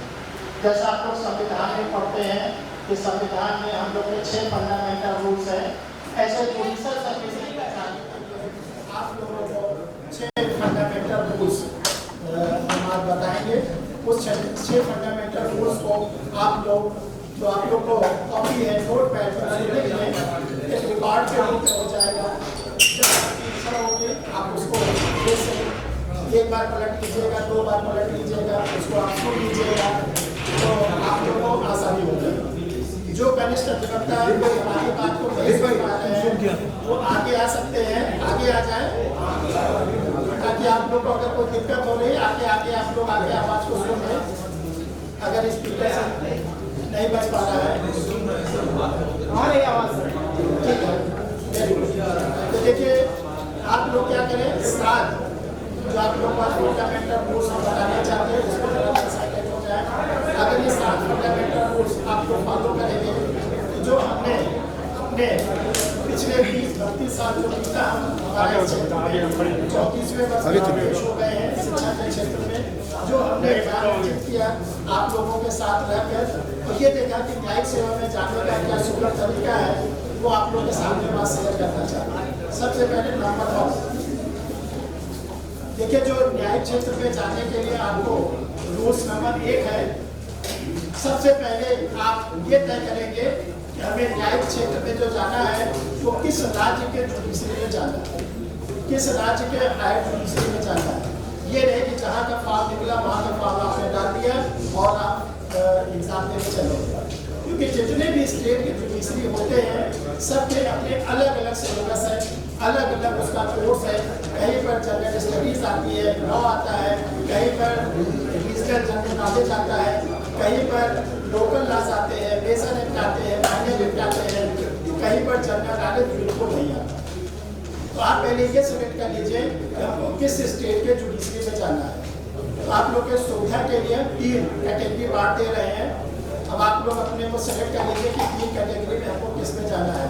कैटेगरी नंबर 1 में वो स्टेट आते हैं जहाँ पर लॉ के साथ जनरल स्टडीज आती है, लॉ के साथ जनरल स्टडीज आती है। वो कैटेगरी ए में जो स्टेट आते हैं वो स्टेट हमारे हैं यूपी, उत्तराखंड, बिहार, झारखंड। ये जो 4 स्टेट हैं यहाँ पर जनरल स्टडीज़ ध्यान रखिएगा। लॉ तो आता ही है, जनरल स्टडीज़ का भी अच्छा खासा सिलेबस है, ये ध्यान रखिएगा। State number B, state B में हम उन स्टेट को रखते हैं जहाँ पर लॉ तो आता है लेकिन जनरल स्टडीज़ जो आता है वो उस राज्य का जनरल नॉलेज आता है विशेष रूप से। जैसे मध्य प्रदेश जुडिशरी भरेंगे तो मध्य प्रदेश का केवल सामान्य ज्ञान पूछा जाएगा, वो भी आपसे 10 क्वेश्चन पूछे जाते हैं। छत्तीसगढ़ स्टेट की जुडिशरी भरेंगे तो वहाँ पर भी 10 क्वेश्चन आपसे पूछे जाते हैं। बाकी आपसे जनरल स्टडीज़ के history, geography, economics, science, tech, polity आदि के प्रश्न नहीं पूछे जाएंगे। State number C, state number C में अगर हम जाना चाहते हैं वो स्टेट है जहाँ पर जनरल नॉलेज आता ही नहीं, जहाँ पर एक भी प्रश्न जनरल नॉलेज के नहीं आता। वो स्टेट हम लोग के हैं राजस्थान, दिल्ली, गुजरात। ये सब ऐसे स्टेट हैं जहाँ पर एक भी प्रश्न आपसे जनरल नॉलेज के नहीं पूछे जाएंगे। तो सबसे पहले आप ये सेलेक्ट कर लीजिए कि हमको किस स्टेट में जुडिशरी का फॉर्म डालना है, किस स्टेट की हमको तैयारी करनी है। तो ये हो गया फार्मूला नंबर 1। फार्मूला नंबर 2 ये है कि जब आप स्टेट को सेलेक्ट कर लीजिए तब आप उस स्टेट का सिलेबस निकालिए और लेटेस्ट सिलेबस, क्योंकि हर स्टेट अपना सिलेबस बार बार रिवाइज़ करता रहता है। कहीं पर अभी ओल्ड आईपीसी सीआरपीसी पूछी जा रही है, कहीं पर न्यू आईपीसी सीआरपीसी के जगह पर जो आया है बीएनएस, बीएनडबलएस, बीएसएफ वो पूछा जा रहा है। तो इसलिए आप क्या करें कि नया सिलेबस निकालें। जब नया सिलेबस निकालेंगे, जैसे यूपी का हायर जुडिशल है 20 जुलाई को होने जा रहा है, तो यूपी के हायर जुडिशरी का जो एग्ज़ाम 20 जुलाई को होने जा रहा है, इसमें कह दिया गया है कि आईपीसी सीआरपीसी एविडेंस के साथ न्यू क्रिमिनल्स लॉ भी आएंगे, नए क्रिमिनल्स लॉ भी आएंगे। तो फार्मूला नंबर 2 में आप क्या करेंगे कि उसका सिलेबस निकालेंगे और सिलेबस को निकालने के साथ साथ प्रीवियस ईयर के पेपर आप ज़रूर निकालेंगे और ये देखेंगे कि किस तरह के प्रश्न पूछे जाते हैं, किस तरह के प्रश्न पिछले सालों पूछे गए हैं, वो आपको बहुत मदद करेगा आपके एग्ज़ाम देने पे। तो ये हो गया फार्मूला नंबर 2। फार्मूला नंबर 3, देखिए फार्मूला नंबर 3 ये कहता है कि आपके पास सिलेबस हो गया, आपने स्टेट को सेलेक्ट कर लिया, अब आपके पास उस एग्ज़ाम से रिलेटेड स्टडी मटेरियल होना चाहिए। स्टडी मटेरियल में जो सबसे बड़ा भूमिका निभाता है वो बेयर एक्ट। जो बेयर एक्ट होता है वो हमारा पिलर है, अगर उसको हम नहीं ठीक से पढ़ेंगे तो हमको दिक्कत आएगी। तो देखो बेयर एक्ट में क्या है, जो हिंदी मीडियम के स्टूडेंट हैं वो डिग्लॉट एडिशन का बेयर एक्ट लेंगे। डिग्लॉट एडिशन का मतलब होता है हिंदी वाला इंग्लिश वाला दोनों, क्योंकि जुडिशरी में जाना है तो आपको इंग्लिश की नॉलेज रखना बहुत ज़रूरी है। और जिसका इंग्लिश मीडियम है उसको तो कोई दिक्कत नहीं, वो इंग्लिश मीडियम का ही बेयर एक्ट लेगा।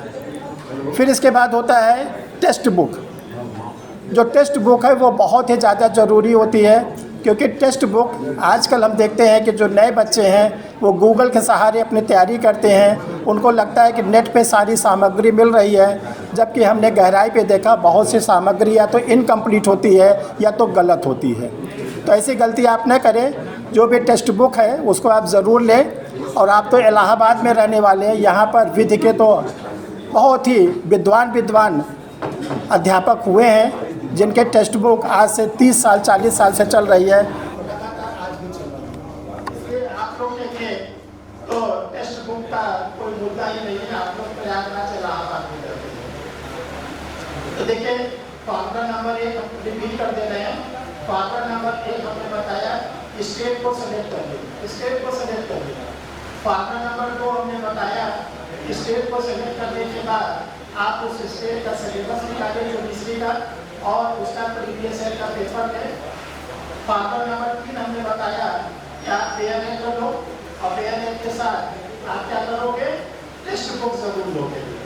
अब आपके पास आपकी छोटी सी लाइब्रेरी तैयार हो गई, जैसे एडवोकेट की लाइब्रेरी होती है वैसे आपकी छोटी सी लाइब्रेरी जुडिशरी की तैयारी हो गई। अब क्वेश्चन नंबर 4 जो रूल्स नंबर 4 है वो ये कहता है कि आपके पास स्टडी मटेरियल आ गया, कैसे तैयारी करें, कैसे पढ़ाई करें। तो लोगों पढ़ाई करने के लिए सबसे ज़्यादा जो जरूरी होता है जुडिशरी में जाने के लिए वो केस लॉज, जो honourable high court supreme court के डिसाइडेड केसेस होते हैं उस पर आपको पकड़ बनानी बहुत ज़रूरी है। जो केसेस होते हैं वो 2 प्रकार के होते हैं। एक तो लीडिंग केसेस होते हैं, जो परंपरागत केस है जो टेक्स्ट बुक में लिखे रहते हैं उस पर आपको पकड़ बनानी है। और इसके साथ साथ जो लेटेस्ट केसेस होते हैं, नए केसेस होते हैं, वो पकड़ आप लोग बनाते हैं। पुराने केसेस जिसको हम लोग लीडिंग केसेस कहते हैं, कुछ आप लोग के सामने एक एग्जाम्पल हम रखना चाहते हैं, उसको अगर आप लोग देखेंगे तो आपको पता चलेगा कि ऐसे हम लोग को लीडिंग केसेस को तैयारी करनी है।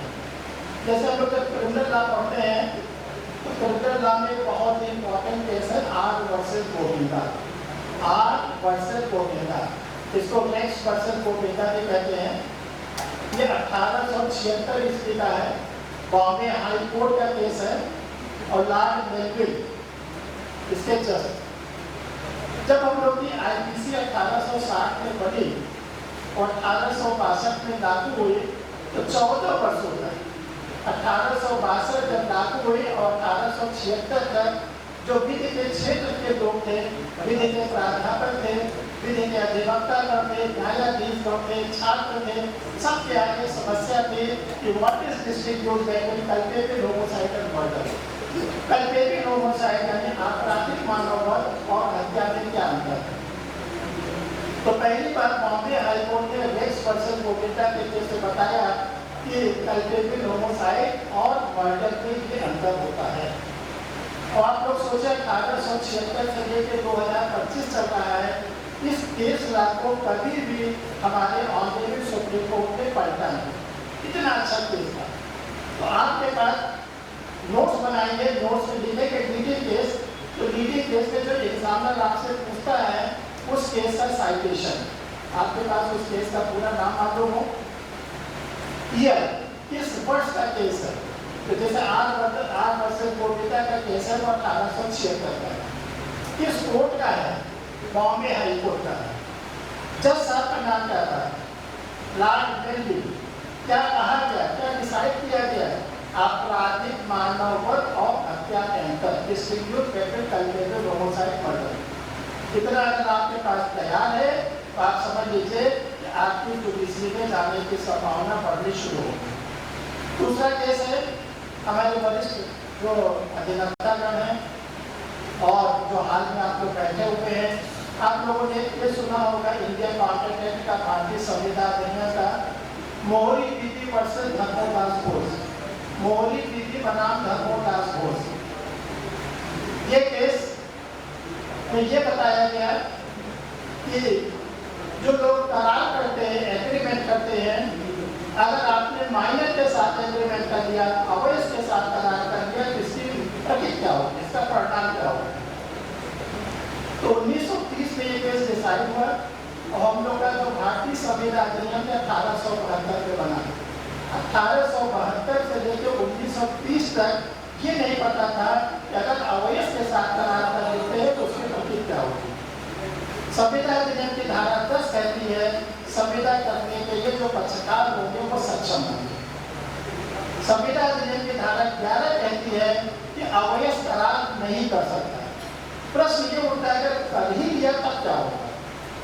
तो मोहरी विधि वर्सेस धर्मोदास के केस में 1930 में प्रिवी काउंसिल में लॉर्ड नार्थ उसके जज थे, उन्होंने ये बताया कि अगर आपने माइनर के साथ एग्रीमेंट किया तो वो होगा एबिनिशो वाइड, नल एंड वाइड, सोचिए प्रिवी काउंसिल का केस 1930 का 95 साल हो गया, कोई यथा स्थिति बना हुआ है। ऐसे में आप लोगों को क्या करना है, लीडिंग केसेस को पढ़ना है। अब आते हैं करेंट केसेस। करेंट केसेस में कोई सीमा नहीं होती, डेली एक केस डिसाइड होता है। जैसे आज ही एक केस डिसाइड हुआ, द जजेस association versus the union of India 2025। इस केस में 3 जजेस की बेंच, जिसमें ऑनरेबल चीफ जस्टिस भी थे, उन्होंने ये बताया कि लोअर जुडिशरी में सिविल जज में जाने के लिए 3 साल के प्रैक्टिशनर लाए जाएंगे। ये करेंट केस है, आने वाले एग्जाम में आप लोगों के लिए आएगा जरूर आपसे एग्जाम।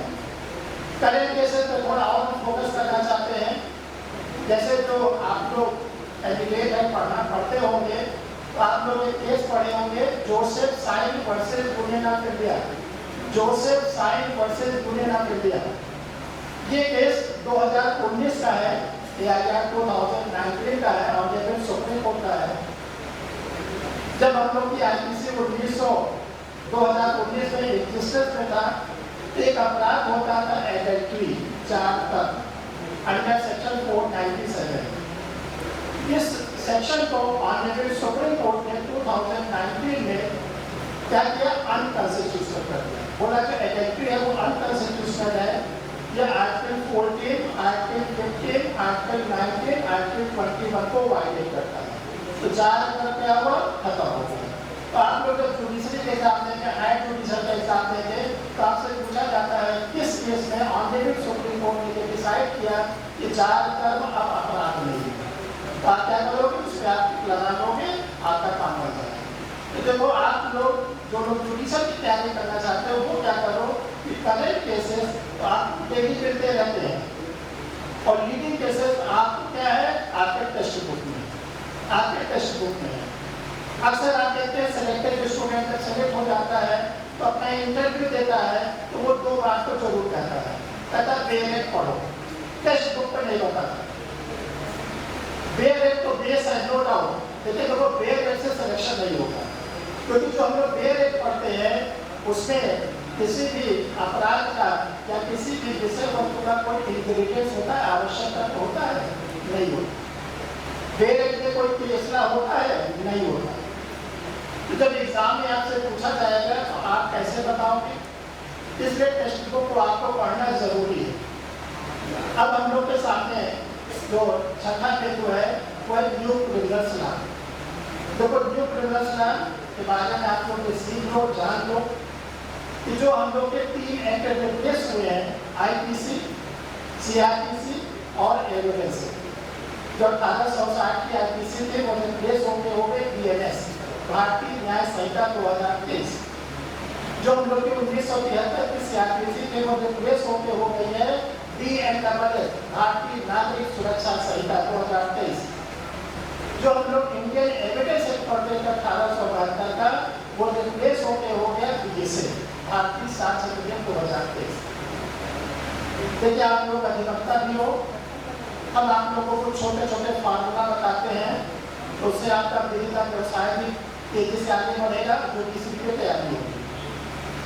जो स्टूडेंट हम लोग से जुड़े रहते हैं वो कहते हैं नहीं बाकी धारा नहीं याद हो रही है, स्वाभाविक है कि नई धारा इतनी जल्दी तो याद नहीं होती। इसको तो हम कुछ आप लोग को तरीके बता देते हैं। जैसे आप लोग CRPC पढ़ते थे, CRPC के सेक्शन 125 उसमें हम लोग पढ़ते थे भरण पोषण मेंटेनेंस। CRPC के 154 हम लोग पढ़ते थे लॉजिंग ऑफ FIR। CRPC के हम लोग सेक्शन पढ़ते थे 156, मजिस्ट्रेट के सामने हम लोग जाते थे और कहते थे कि हमारी FIR थानेदार दर्ज नहीं करता। 125 से लेकर 174 जो हमारे मेंटेनेंस और इसके साथ साथ lodging of FIR, investigation, police report, final report, chargesheet से जुड़ा हुआ है, उसके लिए छोटा सा फार्मूला आपको बता दे रहे हैं। धारा 125 से धारा 165A CRPC में 19 प्लस कर दो, प्लस 19, तो आपको फटाफट आ जाएगी BNSS की सारी नई सेक्शन। जैसे 125 CRPC में 19 प्लस करिए तो आपको आ जाएगा 144। तो प्रेजेंट टाइम में BNS में जो BNSS मेंटेनेंस फाइल होता है वो फाइल होता है 144। पहले FIR दर्ज होती थी 154 में, 19 प्लस कर दीजिए, 19 प्लस कर दीजिए 173 आ जाएगा। ये कहाँ तक करोगे? 165 तक। अब जैसे 169 पहले जो इन्वेस्टिगेटिंग ऑफिसर होता था वो अपनी फाइनल रिपोर्ट जो लगाता था 169 में, चार्जशीट लगाता था 170 में, तो 169 में 20 प्लस कर दो, 20 प्लस कर दो। 165 के बाद 160, 67, 68, 69, 70, 71, 72, 73, 74, जिसमें आप 20 को प्लस कर दो तो 169 में 20 करोगे तो 189 आ जाएगा, वो है फाइनल रिपोर्ट के सेक्शन। 170 जो चार्जशीट के सेक्शन में 20 कर दोगे 190 आ जाएंगे, किसकी? BNSS की सेक्शन आ जाएगी आपकी चार्जशीट। पहले फाइल होती थी 173 सब क्लास 2 पुलिस रिपोर्ट, अब फाइल होती है 193 सब क्लास 2। तो आपके पास क्या हुआ? छोटे से फार्मूला से आपने 60-70 सेक्शन को याद कर दिया। ठीक है, आप लोगों को समझ में आ रही बात हमारी? तो ऐसे आप क्या करोगे, ऐसे 60 छोटे नोट्स बनाओगे, क्योंकि देखिए एक आपके सामने कड़वा सच रखना चाहते हैं, उस कड़वा सच को आप समझ जाओगे तब आपको पढ़ाई में मन लगेगा। एक एग्जाम्पल सॉल्व करा रहे हैं, उसको ध्यान से सुने आप लोग। फिर उसका 2 फार्मूला भी बचा है, 5 ही फार्मूला में बताया, तो वो भी 2 आपके साथ डिस्कस करेंगे। एक एग्जाम्पल ये है कि जो जुडिशरी में वैकेंसी आती है, सपोज करिए 200 पोस्ट आती है, 200 पोस्ट यूपी जुडिशरी में आ गई। फॉर्म कितने भरते हैं? कम से कम 7,000। 60,000। जरा आप लोग नोट पैड पे लिखते चलिए, 200 जुडिशरी में वैकेंसी आउट हुई, फॉर्म भरा 60,000 को। जुडिशरी में 3 स्टेप होता है, प्रीलिम्स, मेंस, इंटरव्यू। जो प्रीलिम्स का एग्जाम होता है उसमें 15 गुना लोग क्वालिफाई करते हैं मेंस के लिए।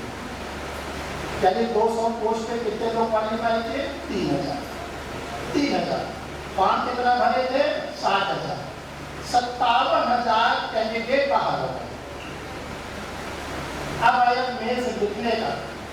देखिए परीक्षा, मुख्य परीक्षा, एक पोस्ट पे 3 लोग को बुलाया जाता है मेंस में। तो पता ये चला कि जो 3,000 स्टूडेंट प्रीलिम्स क्वालिफाई किए थे उनको बैठाया गया मेंस के लिए। जब मेंस का रिजल्ट आया तो उसमें से केवल कितने लोग लिए जाएंगे? 200 पोस्ट के 3 लोग, 600 लिए जाएंगे और 2400 लोगों को बाहर कर दिया जाएगा। जो 600 लोग हैं उनका इंटरव्यू होगा ऑनरेबल जस्टिस के सामने, यूनिवर्सिटी के प्रोफेसर के सामने, एचओडी रैंक के जो होते हैं। वहाँ पर 600 में 200 को लिया जाएगा 400 के बाद। तो आप बताइए 60,000 में सिलेक्शन कितने लोगों को मिला? 200। तो 60,000 का 200 कितना परसेंटेज है? 60,000 अगर लोगों ने फॉर्म डाला, 200 लोग जुडिशल ऑफिसर्स हो गए तो कितने परसेंट लोग जज बने? 0.5 के भी नीचे, 1% भी नहीं है, आधे % के भी नीचे। तो जो सेलेक्ट हो गया वो तो जुडिशल एकेडमी चला गया, ट्रेनिंग करने चला गया, कहीं जुडिशल ऑफिसर पोस्टेड हो गया। जो नहीं हुआ 99.5% वो समाज में टहलता रहता है, वो दुष्प्रचार करता रहता है। अरे जुडिशरी में कहाँ होता है, बेईमानी बहुत चल रही है, हमने तो हर्ष बिहारी सर को भिजवाई किया था, मेरा सिलेक्शन ही नहीं हुआ। अरे सब क्या कर लेंगे? आप पढ़े नहीं, आप तैयारी नहीं किए तो सब क्या कर लेंगे? तो अगर आपको वो जो 0.5 के नीचे आना है, यही स्थिति हायर जुडिशल में भी है, उसके लिए आना है तो आपको जैसे बारीकी बताई जा रही है, अगर उस बारीकी को आप स्वीकार करके अपनी तैयारी करेंगे तो आपकी एक संभावना बढ़ जाएगी, गारंटी नहीं बनेगी। ये मत सोचना है कि ये फार्मूला गारंटी युक्त है।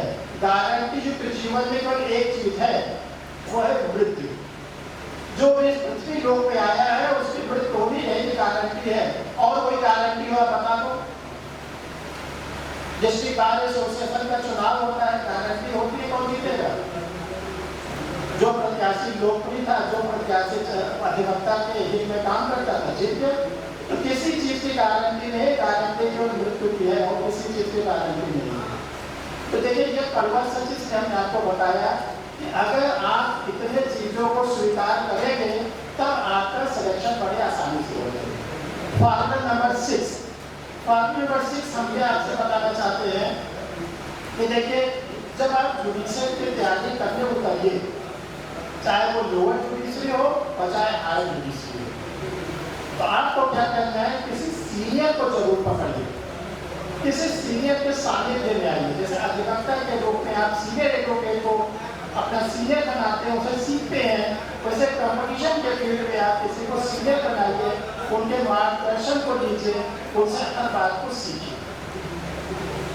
और इसके बाद आप लास्ट में 7वां नंबर जो सबसे महत्वपूर्ण है वो है सेल्फ स्टडी।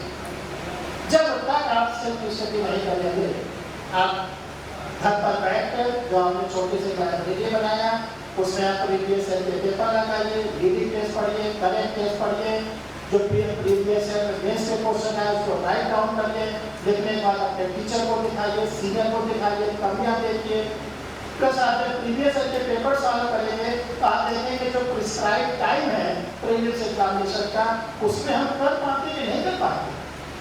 क्यों? क्योंकि प्रेजेंट टाइम में प्रीवियस एग्जामिनेशन में नेगेटिव मार्किंग भी आ रही है, नकारात्मक। यानी आपका में अगर आपने कोई क्वेश्चन गलत किया तो आपके पॉजिटिव में से काट दिया जाए, वो तो गया आपका, और आपका जो पॉजिटिव है उससे भी काट दिया जाए। तो आप इसको बैठ के क्या करेंगे? अपने कमरे में, अपने रूम में, अपने घर में प्रीवियस ईयर के पेपर को सॉल्व करेंगे। जब इतनी बातों को आप करेंगे तो आप देखेंगे कि आप बूस्ट हो जाएंगे, आपको अंदर से ताकत मिलेगी, आपको लगेगा कि जिला अधिवक्ता संघ के सभागार में सर आए थे, उन्होंने हमको जो संबोधन में बताया था उसको हम फॉलो कर रहे हैं, उससे आपको अंदर से ताकत मिलेगी, आपकी इच्छा होगी कि हमको अब जुडिशरी के फील्ड में जाना है। ये सब चीजें जब आपकी कंप्लीट हो जाए, जो हमने आपके साथ फॉर्मूला रखा है, इसको बोलते हैं कर्म, इसको बोलते हैं कर्म, क्योंकि मानव ही एक ऐसा पृथ्वी जीव है जिसको कर्म करने का अधिकार नहीं है, और किसी को कर्म करने का अधिकार नहीं है, किसी पशु पक्षी को कर्म करने का अधिकार नहीं है। तो जब हमारा कर्म पूरा हो जाए, इसके साथ और क्या जरूरत है? सबसे पहले जरूरत है माता पिता का आशीर्वाद। जो लोग अपने माता पिता की उपेक्षा करते हैं, वृद्धाश्रम भेजते हैं, वो कतई सुखी नहीं होते। उन्हीं माता पिता से आपका एग्जिस्टेंस है।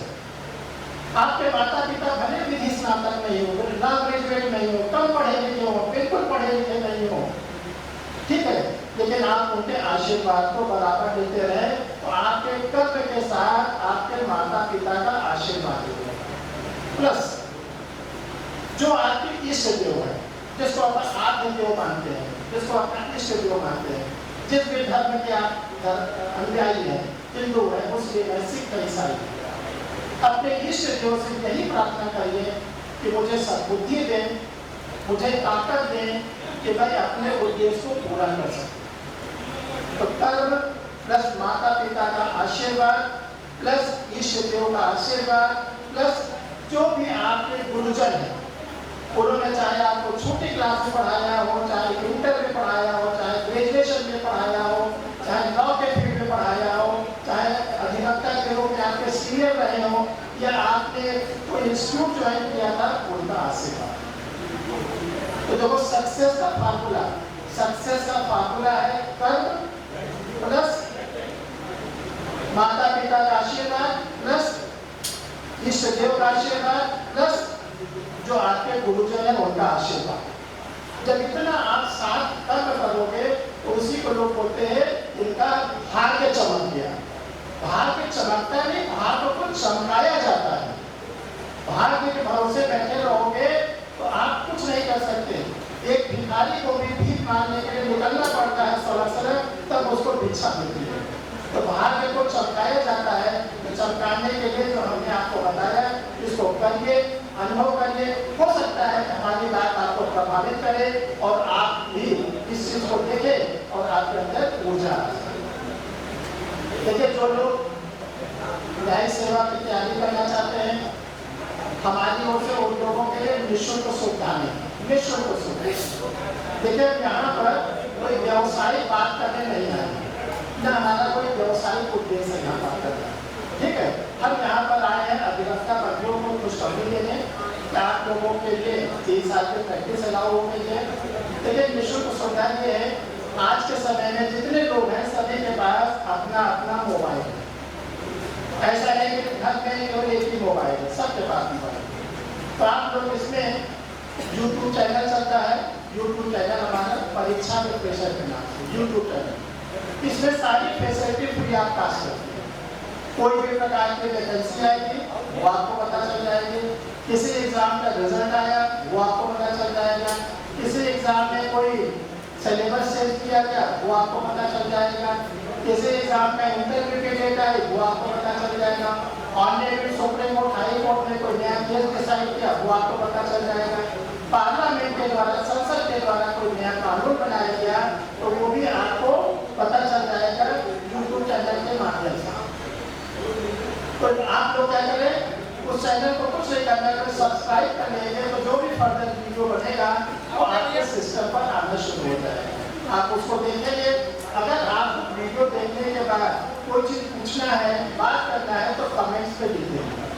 तो उससे क्या होगा, हम एक स्टूडेंट के कमेंट्स को पढ़ते जरूर हैं।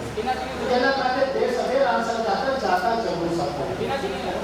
अगर आप लोग को हमारी बात ये अच्छी लगती हो तो हम तो माननीय अध्यक्ष जी से अनुरोध करेंगे और भी विशेषज्ञ को, हर क्षेत्र के विशेषज्ञ को सभागार में बुलाया करें। जैसे पूर्व अध्यक्ष जी ने बोला, इससे हमारे जो कनिष्ठ अधिवक्तागण है उनको बहुत से पता चलेंगे, उनका दिशा निर्देश पता चलेगा और वो अपने मुकाम पर पहुँचने की पूरी कोशिश करेंगे। उनको वो मुकाम उनको इन्हीं शब्दों के साथ हमने बहुत आप लोगों का समय दिया। हम चाहेंगे कि आप लोग जिस उद्देश्य से आए उसको जरूर पूरा करें और अधिवक्ता बंधु से हमारा अनुरोध है कि वरिष्ठ लोगों के साथ एक फोटोग्राफ जरूर करा दीजिएगा। एक याददाश्त रहेगी कि जिला सभागार में कोई कार्यक्रम हुआ था तो उसके फोटोग्राफ। धन्यवाद।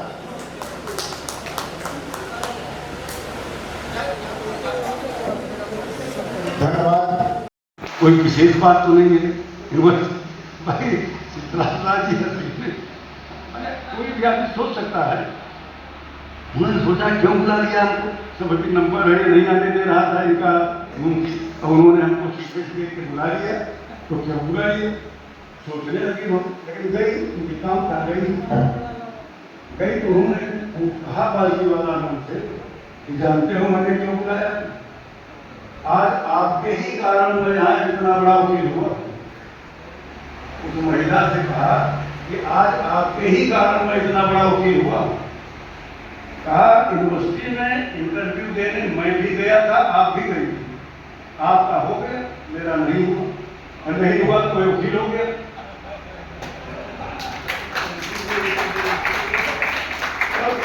इनका नहीं हुआ तो बड़े बड़े वकील हो गए। उस समय इनको कष्ट हुआ रहा होगा, लेकिन आज बड़े बड़े वकील हैं यहाँ। जैसा कि भाई जी ने कहा कि सबसे बड़े वकील हैं, तो आज बड़े बड़े वकील हुए हैं यहाँ।